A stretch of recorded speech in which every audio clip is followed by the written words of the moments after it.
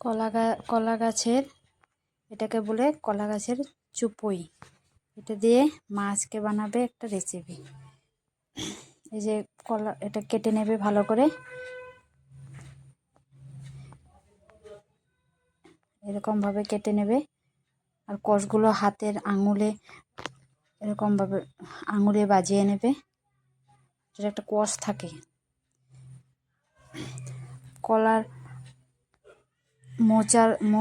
মোচা খায় সবাই। কলার মোচা থেকে এটা আরও বেশি ভালো, প্রোটিন আয়রন আছে এটার মধ্যে বেশি। তার জন্য মাছ এটা বানাবে।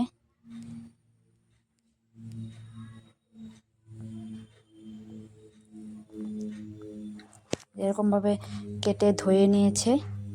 এখন যে কড়াইতে তেল দিয়ে একটা শুকনো লঙ্কা দিয়ে দিল। এখন কালো জিরা ফোড়ন দিয়ে দিল। এখন এই যে কলার চুপইটা দিয়ে দিল।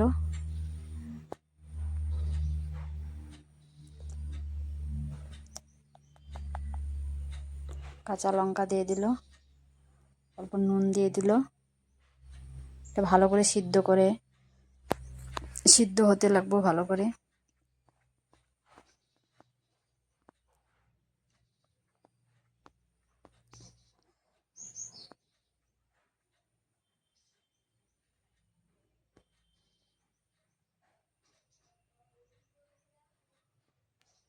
যেরকমভাবে সিদ্ধ হয়ে গেছে, এখন এটা হলুদ দিয়ে দিল, আদা বাটা আর জিরা বাটা অল্প দিয়ে দিল।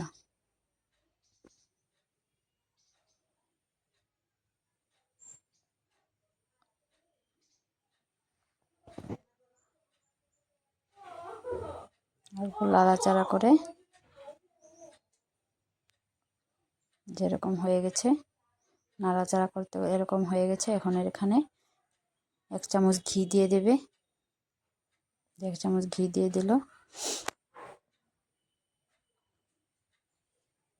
ধনিয়া পাতা দিয়ে দিল। হয়ে গেছে কলার চুপই ভাজি।